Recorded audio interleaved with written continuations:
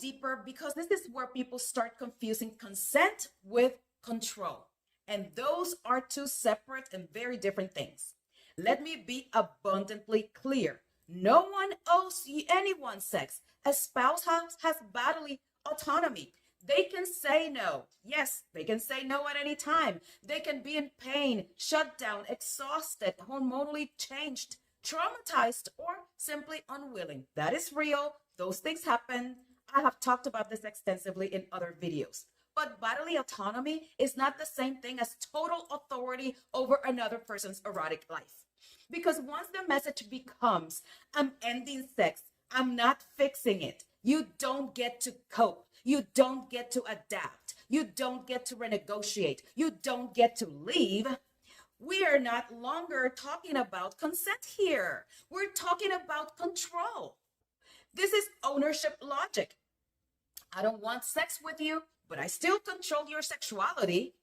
I'm not participating, but you don't get alternatives. I removed a major part of the relationship, but nothing else is allowed to change. That is not partnership. That is unilateral rulemaking. That is a dictatorship. And let's address the part people really don't want to talk about: masturbation.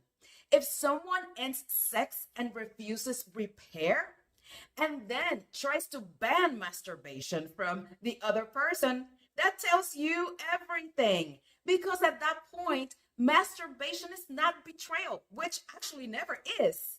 It is the last remaining expression of private autonomy.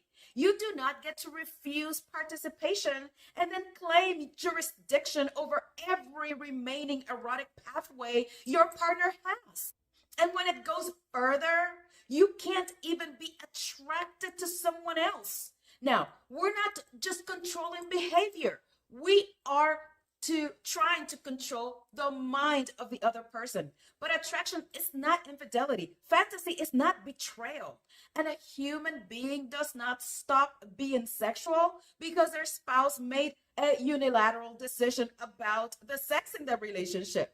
If you deprive someone sexually, refuse repair, and block all other alternatives, of course their mind will look for oxygen. That is not pathology. They're not bad people. That is survival.